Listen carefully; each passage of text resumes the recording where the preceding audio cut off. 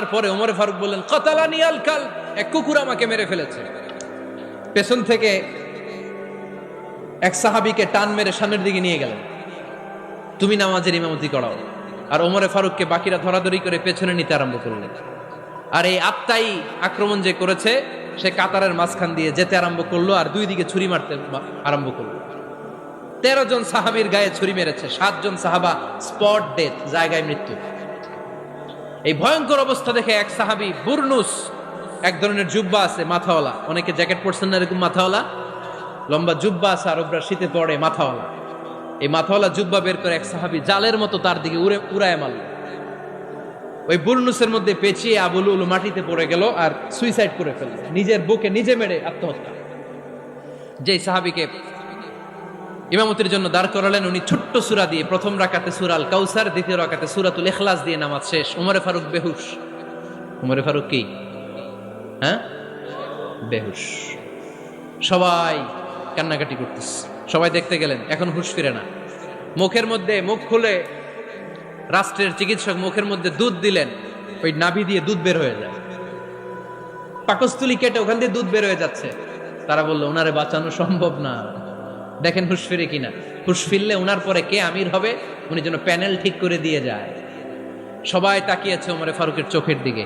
আল্লাহর মেহেরবানিতে ঘন্টা খানিক পরে উনি চোখ খুললেন। চোখ খোলার পরেই বলেন নাই ও মা আমি মরে যাই। চোখ খোলার পরে উনি বলেন নাই কে মারলো আমারে। চোখ খোলার পরে উনি বলেন নাই আমার পরে নেতা কে হবে। চোখ খোলার পরে সর্বপ্রথম কথাটি ছিল আসল্লান নাস, আমার নেতৃত্বে যে ফজরের নামাজটা শুরু হয়েছিল এটাকে ঠিকমতো তোরা পড়েছিলি? আমার নেতৃত্বে যে ফজরের জামাত শুরু হয়েছিল সেটা ঠিকঠাক মতো সমাপ্ত হয়েছিল কিনা আগে বল। আসল্লান নাস, নামাজটা হয়েছে কিনা বল। সুবহানাল্লাহ কইতে পারলেন না? This is Omar, hour super hero. নেতা অনেকগুলো লাগে না, এরকম নেতা একটাই যথেষ্ট যে গোটা বিশ্বকে কাঁপায় দিতে পারে। চিল্লায় বলো ঠিক কিনা। বিশ্বনবী মক্কায় বসে বসে তাহাজ্জুদের সালাত পড়ে আল্লাহর কাছে দোয়া করলেন, আল্লাহ আল্লাহুম্মা আইজ্জাল ইসলাম বিআহাব্বির রাজুলাইনি ইলাইক। ও আল্লাহ, দুইজন লোকের নাম বলবো, দুইজনের দরকার নেই, এই দুইজনের একজনকে আপনি ইসলামের সুশীতল ছায়া তোলে এনে ইসলামকে বিজয় দান করে দেন। মুহূর্তের মধ্যে দোয়াটা কবুল করে নিয়েছে কে? বিশ্বনবী বললেন আল্লাহ দুইজনের নাম বলবো আজকের দোয়ায়। আবি জাহাল ইবনে হিশাম, হয়তো হিশামের বেটা আবু জাহেলকে আপনি ইসলামের ভিতরে নিয়ে আসেন, কিংবা ওমর ইবনুল খাত্তাব, খাত্তাবের বেটা ওমরকে আপনি ইসলামের ছায়া তোলে নিয়ে আসেন। ওমরে ফারুকের জন্য দোয়াটা কবুল করে নিয়েছে কে? মক্কার যে অবস্থা, আল্লাহর হাবিব সাল্লাল্লাহু আলাইহি ওয়াসাল্লাম বুঝলেন মক্কার এই দুইজনের একজন যদি আমার সাথে না থাকে তাহলে মক্কায় দাওয়াতি কাজ চালিয়ে যাওয়া যাবে। আল্লাহরে বললেন আল্লাহ বেশি চাই না, এই দুইজনের একজন, হয় আবু জাহেল নয় ওমর, হয় আবু জাহেল নয় ওমর। বিশ্বনবী যখন দোয়া করলেন এই দোয়ার একটা ইমানি ধাক্কা, নুরানি ধাক্কা সাইয়েদনা ওমরে ফারুকের হৃদয়কে স্পর্শ করে ফেলল। দোয়া ইজ লাইক এ মিসাইল। এই যে আমরা দোয়া করি এটা মিসাইলের মতো। যুদ্ধে মিসাইল হামলা করে না? মিসাইল হামলা করার পরে এই মিসাইল লক্ষ্য বস্তুতে যে ভেদ করে, ঠিক কিনা? তেমনি দোয়ার মতো যদি আপনি দোয়া করতে পারেন, আপনি যেই জন্য দোয়া করেছেন ঠিক ওই জায়গায় যে আপনার দোয়া স্পর্শ করে। সুবহানাল্লাহ পড়বেন না? বিশ্বনবীর দোয়ার মাধ্যমে প্রথমে সাইয়েদনা ওমর ফারুকের হৃদয়ে এক ধাক্কা লাগলো। 2 নম্বরে রব্বুল আলামিন সূরাতুল হাক্কা দিয়ে ওমর ফারুকের হৃদয়ের মধ্যে দিলেন এক ধাক্কা। পড়েন আল্লাহু আকবার। কোরআনের ভেতরে সূরাতুল হাক্কা নামে একটা সূরা আছে না নাই? আল হাক্কাতু মাল হাক্কা ওয়া মা আদরাকা মাল হাক্কা। পড়েন আল্লাহু আকবার। বিশ্বনবী যখন দোয়া করলেন, ওই দোয়া যখন সাইয়েদনা ওমর ফারুকের হৃদয়ে স্পর্শ করলো, সাইয়েদনা ওমর ফারুক সব সময় বিশ্বনবীরে ফলো করতে আরম্ভ করলেন। বিশ্বনবী ডানে গেলে লুকিয়ে লুকিয়ে ওমর ফারুক ডানে যায়, বিশ্বনবী বায়ে গেলে লুকিয়ে লুকিয়ে ওমর ফারুক বায়ে যায়। বিশ্বনবী একবার মসজিদুল হারামে যে নামাজ পড়তে শুরু করলেন, ওমরে ফারুক তখন বিশ্বনবীর পিছু পিছু ছদ্মবেশে পেছন থেকে যে বিশ্বনবী কিভাবে নামাজ পড়ে দেখতে শুরু করলেন। বিশ্বনবী ইন দা মিন টাইম এশারা নামাজে আল হাক্কাতুমাল হাক্কা তেলাওয়াত শুরু করে দিলেন। আল হাক্কাতুমাল হাক্কা তেলাওয়াত শুরু করে দিলেন। তেলাওয়াত করতে করতে বিশ্বনবী যখন তেলাওয়াত করতেছে, ওমরে ফারুক এরকম দুলতেছে আর মজা পাচ্ছে। ওমিয়া বিশ্বনবীর কণ্ঠ বুঝি আমার মতো কণ্ঠ, আপনার মতো কণ্ঠ, আহমদ বিন ইউসুফের কণ্ঠ, আব্দুল বাসিতের কণ্ঠ না। বিশ্বনবীর গলায় যে কি সুরের ঝংকার আল্লাহ দিয়েছেন, কি সুরের লহরী আল্লাহ দিয়েছেন, একবার যে শুনতো পাগল হয়ে যেত। আল্লাহু আকবার।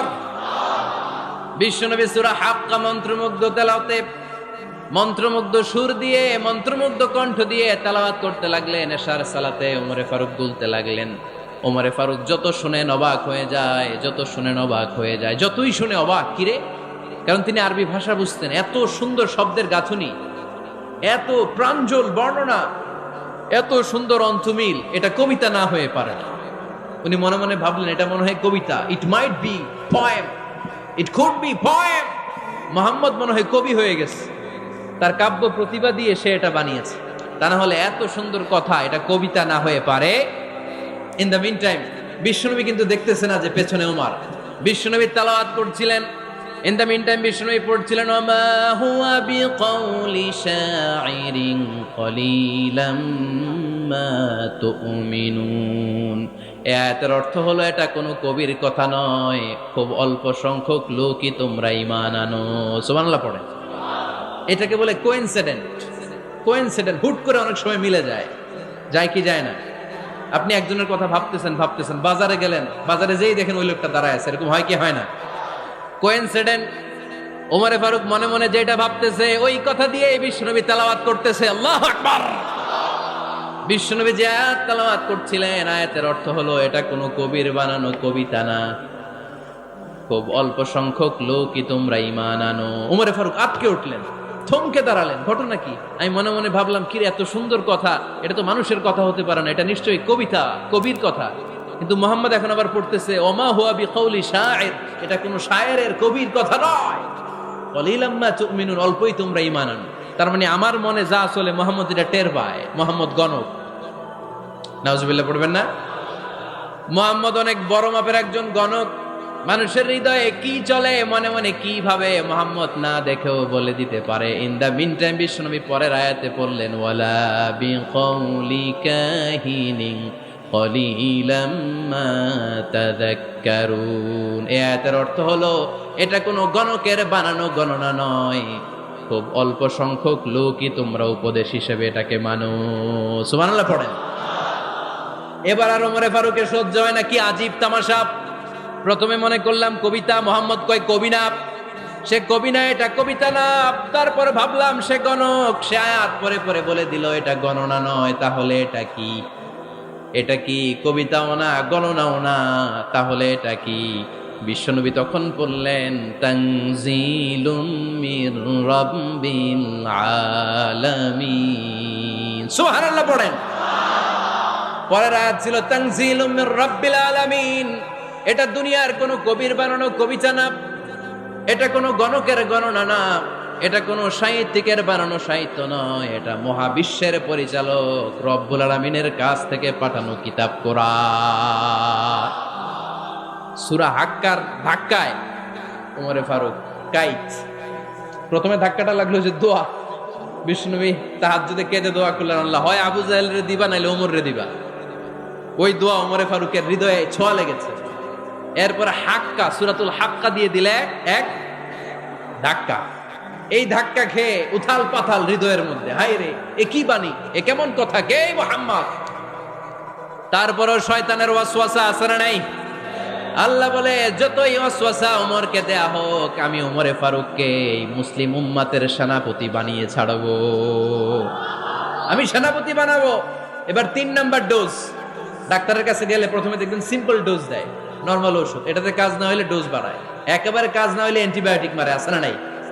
আল্লাহ প্রথমে দোয়ার ছোঁয়া লাগালেন, তারপর সূরা হাক্কা দিয়ে ধাক্কা মারলেন, এরপরে রব্বুল আলামিন বলেন এবার 3 নাম্বার ডোজ সূরা তহা দিয়ে আমি তোমার হৃদয়টারে উজালা বানায় দেব রে ওমর। শয়তান দিক দিয়ে ওয়াসওয়াসা, খেলা দুই দিক থেকে চলতেছে। আল্লাহ তাআলা হেদায়েতের রাস্তায় টানছে, শয়তান জাহান্নামের দিকে টানছে। ঘোষণা দেয়া হলো মক্কায়, মুহাম্মদের মাথা কেটে এনে দিলে এত এত স্বর্ণ মুদ্রা দেয়া হবে। ওমরে ফারুক রাজি হয়ে গেলেন, নাঙ্গা তলোয়ার নিয়ে বিশ্বনবীর মাথা কাটার জন্য ছুটলেন। নাউজুবিল্লাহ পড়বেন না? বনু জাহরা গোত্রের এক লোক বলে, আইনা ইয়া ওমর, কই যাও? মুহাম্মদের মাথা কাটতে যাই। আরে মুহাম্মদের মাথা কাটতে যাও? তোমার বোন ফাতিমা বিনতে খাত্তাব আর তোমার বোন জামাই সাঈদ কদ সাবা, এরা তো ধর্ম ত্যাগ করে ফেলছে। এটা তো আমাদের ধর্ম ত্যাগ করে মুহাম্মদের ফলোয়ার হয়ে গেছে। আগে ওমর ঘর সামলাও, পরে মুহাম্মদের মাথা কাটতে যেও। ওমরে ফারুক অবাক হয়ে গেলেন, তলোয়ার নিয়ে বিশ্বনবীর দিকে না যে নিজের বাড়ির দিকে চলে গেলেন। বিশ্বনবীর আপন বোন ফাতিমা বিনতে খাত্তাব, বোন জামাই সাঈদ আর খাব্বাব রাদিয়াল্লাহু তাআলা আনহু তিনজন মিলে সূরা তাহা তেলাওয়াত করছিলেন। পড়েন সুবহানাল্লাহ। মক্কায় লুকিয়ে লুকিয়ে দাওয়াত হতো। খাব্বাব রাদিয়াল্লাহু তাআলা আনহু একটা চামড়ার ফলকের মধ্যে সূরা তাহার কয়েকটা আয়াত এনে ওমরে ফারুকের বোন আর বোন জামাইকে শিক্ষা দিচ্ছে, ট্রেনিং দিচ্ছে। সুবহানাল্লাহ পড়েন। লুকিয়ে লুকিয়ে ওমরে ফারুক যখন ঘরে চলে আসলেন, এরা তটস্থ হয়ে গেল। সাইয়েদনা খাব্বাব বিছানার তলায় লুকিয়ে গেলেন। ওমরে ফারুক বললেন, দরজা খোলো। ফাতিমা বিনতে খাত্তাব দরজা খোলার পরে নির্মম ভাবে সাইয়েদনা ওমর রাদিয়াল্লাহু তাআলা আনহু বোনের গায়ে আঘাত শুরু করে দিল। বোন জামাইকে আহত করতে শুরু করলো আর বলতে শুরু করলো, তোরা পাগল হলি কেন? কি আছে ওই মুহাম্মাদের মধ্যে? কি জাদু নিয়ে এসেছে? সে যাই বলে লোকজন পাগল হয়ে যায়, সবাই তার উপর কালিমা পড়ে ঈমান এনে ফেলে। কি এমন জিনিস তোদের কাছে আছে যেটা দেখে মুহাম্মদকে তোরা ভালোবাসলি? কি আছে? কি পড়তেছিলি আমারে দেখা। ফাতেমা বলে, ইন্নাকা রিজসুন লা ইয়ামাসসুহু ইল্লাল মুতাহহারুন। ও আমার ভাই ওমর, তুমি নাপাক। তুমি কি? লা ইয়ামাসসুহু ইল্লাল মুতাহহারুন, পবিত্রতা অর্জন না করে এই কোরআন ধরা যায় না। সুবহানাল্লাহ পড়েন। উমরে ফারুক গোসল করে আসলেন, কারণ ধাক্কা তো আগে কয়েকটা খাইছে। কথা বুঝেন নাই বোধহয়? প্রথমে দোয়ার ধাক্কা, পরে কোন সূরা দিয়ে ধাক্কা? হাক্কা দিয়ে ধাক্কা। 3 নম্বরে এখন আরেকটা ধাক্কা খাবে। গোসল করে আসলেন। ফাতিমা বিনতে খাত্তাব বললেন, গোসল যখন করে এসেছেন, এই নেন। উমরে ফারুক এবার চামড়ার কাপড়ের মধ্যে সূরা তাহার প্রথম আয়াতের দিকে নজর করলেন। নজর করেই কোরআনের প্রেমে পড়ে গেলেন। পড়েন সুবহানাল্লাহ। উমরে ফারুক পড়তে আরম্ভ করলেন, তাহা মা আনজালনা আলাইকাল কুরআনা লিতাশকা ইল্লা তাযকিরাতাল লিমান ইয়াখশা তানজিলাম মিম্মান খালাকাল আরদা ওয়াস সামাওয়াতিল উলা। সুবহানাল্লাহ পড়েন।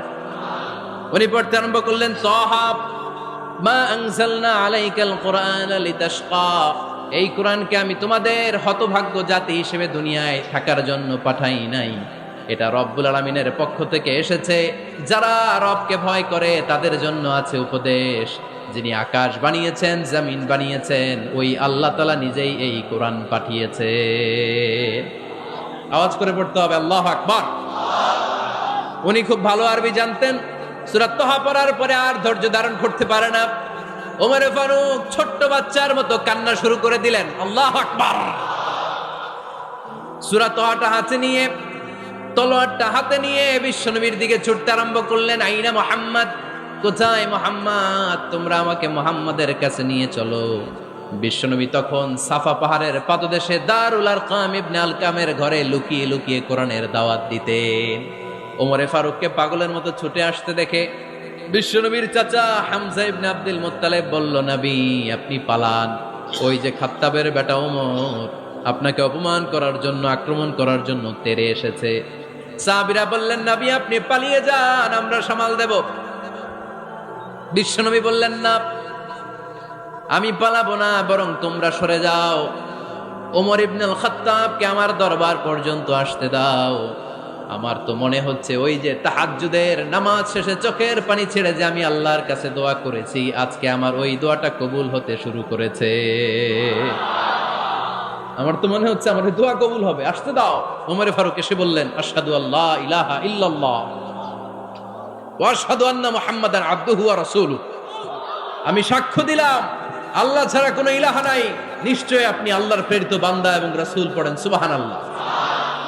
ওমর ফারুক যখন কালিমা শাহাদা পড়ে মুসলমান হয়ে বিশ্বনবীর হাতে হাত রাখলেন, মুসলিম সাহাবীদের মধ্যে খুশি আর আনন্দের বন্যা বয়ে গেল। মুসলিম হাতে গোনা সাহাবারা আল্লাহর প্রশংসা করলেন। বিশ্বনবী সাইয়েদনা ওমরে ফারুককে জড়িয়ে ধরলেন। ওমরে ফারুক এবার বিশ্বনবীরে বললেন, নবী গো, আলাসনা আলাল হক, আমরা কি সত্যের উপরে আছি নাকি আমরা ভুলের উপরে আছি? বিশ্বনবী বললেন, বালা নাহনু আলাল হক, আমরা এই সত্যের উপরে আছি। সুবহানাল্লাহ পড়ে। আলাসনা আলাল হক, নবী আমরা কি সত্যের উপরে নাই?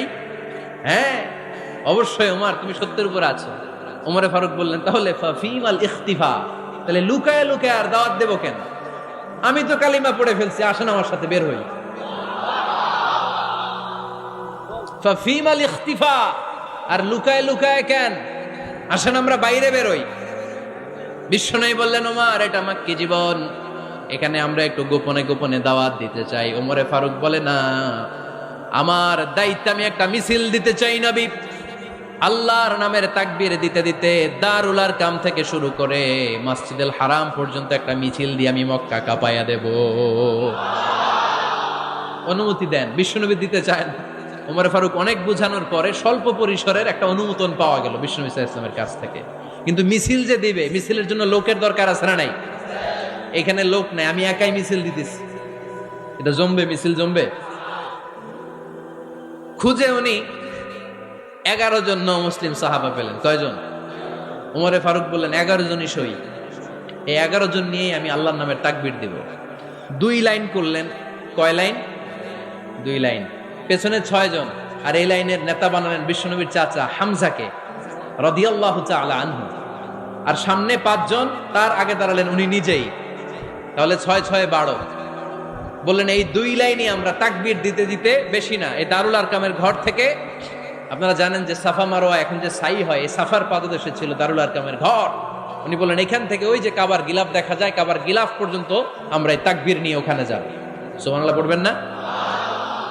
ওখানে উনি দাঁড়িয়ে ছোট্ট একটা ভাষণ দিয়েছিলেন।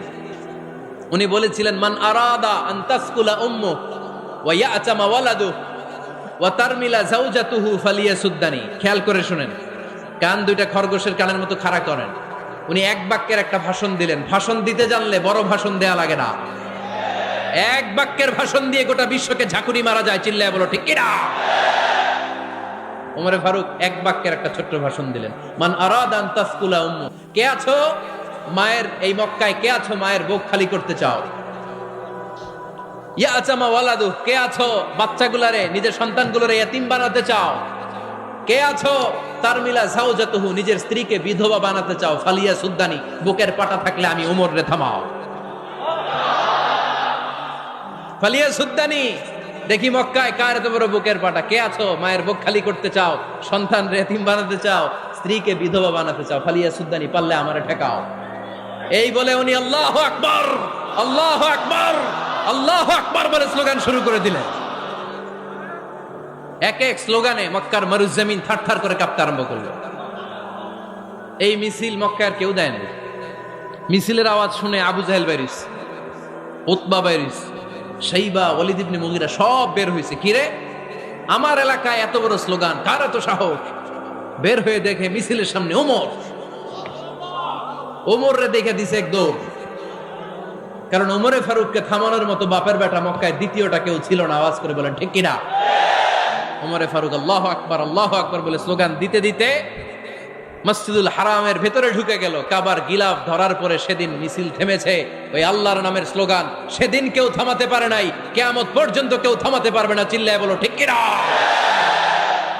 ওই রকম একটা ওমরের দরকার, আমাদের বেশি চাই না। জোরে বলেন ঠিক কিনা? দাও খোদা দাও আমায় আবার ওমর দারাজ দিল, দাও খোদা দাও আমায় আবার ওমর দারাজ দিল, দাও আলীর মতো বীর সেনানি, আলীর মতো বীর সেনানি জাগাতে নিখিল,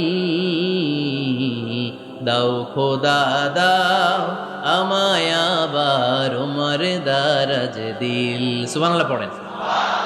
একটা উমর লাগবে, চিল্লায় বলেন কয়টা?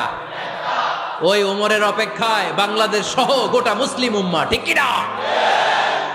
একটা উমরই যথেষ্ট। আমাদের সেন্ট্রাল লিডারশিপ নাই তো, আমাদেরকে এদিকে লাথি মারলে আমরা ওইদিকে যাই, ওদিক থেকে গুতা মারলে আমরা এদিকে যাই। আমাদের রিপ্রেজেন্টেটিভ, আমাদের প্রতিনিধিত্ব করার মতো কোন কেন্দ্রীয় লিডারশিপ নেতৃবৃন্দ গোটা বিশ্বে নাই, ঠিক কি না? আমরা সেই উমরে ফারুকের অপেক্ষায়, আমরা সেই ইমাম আল মাহাদির অপেক্ষায়। এই উমরে ফারুক আমাদের মডেল, ঠিক কি না? থার্ড ইন পজিশন এই পুরা উম্মতের মধ্যে ওনার পজিশন নাম্বার 3। 1 নাম্বার পজিশন বিশ্বনবীর, কার? 2 নাম্বার পজিশন কার? আবু বকর। 3 নাম্বার পজিশন কার? ওমরে ফারুকের। বিশ্বনবী বলতেন লা নবিয়্যা বা'দি, লা নবিয়্যা বা'দি, আমার পরে কোনো নবী নাই। ওয়ালা রাসূলা, আমার পরে কোনো রাসূলও নাই। আমার নবীর পরে আর কোনো নবী আছে? আমার নবীর পরে আর কোনো রাসূল আছে? এই যে কাদিয়ানি যে একটা সম্প্রদায় আছে, এরা কি মুসলিম নাকি অমুসলিম? মুসলিম সম্প্রদায়ের সাথে এদের কোনো সম্পর্ক নাই, চিল্লায় বলেন ঠিক কি না? এরা যদি মুসলমান হতে চায়, আমার নবী দ্য লাস্ট মেসেঞ্জার বিশ্বনবীকে খাতামুন নবী হিসেবে সংবাদ সম্মেলন করে গোটা বিশ্বকে জানাই দিতে হবে, তারপরে তাদেরকে আমরা মুসলিম হিসেবে স্বীকৃতি দিব, চিল্লায় বলেন ঠিক কি না? তা না হলে তারা কোন ধর্মের এটাকে জানাই দিতে হবে। No inferiority complex, no identity crisis. Identity ক্রাইসিসে থাকা যাবে না। আপনারা কোন ধর্মের এটা জানায় দেন। আপনারা বিশ্বনবীরও শেষ নবী মানবেন না, আবার মুসলিম বলেও নিজেদেরকে ট্যাগ লাগাতে চাইবেন। সাধারণ মুসলমানরা এটা এই ধোঁকাবাজি মানে না, চিল্লায় বলেন ঠিক কি না? আমার নবীর পরে কোনো নবী নাই, আমার রাসূলের পরে কোনো রাসূল নাই, ঠিক কি না? আল্লাহর হাবিব বলতেন লাউ কানা বা'দি নাবিয়্যুন লাকানা উমর, তবে আমার পরে যদি নবী হওয়ার যোগ্যতা কারো থাকে, আমার ওমরের ওই যোগ্যতা আছে। সুবহানাল্লাহ পড়েন। প্রভু তুমি বলেছ রাসূল দেবে না, বলনি দেবে না ওমর, বলনি দেবে না হামজা তারি।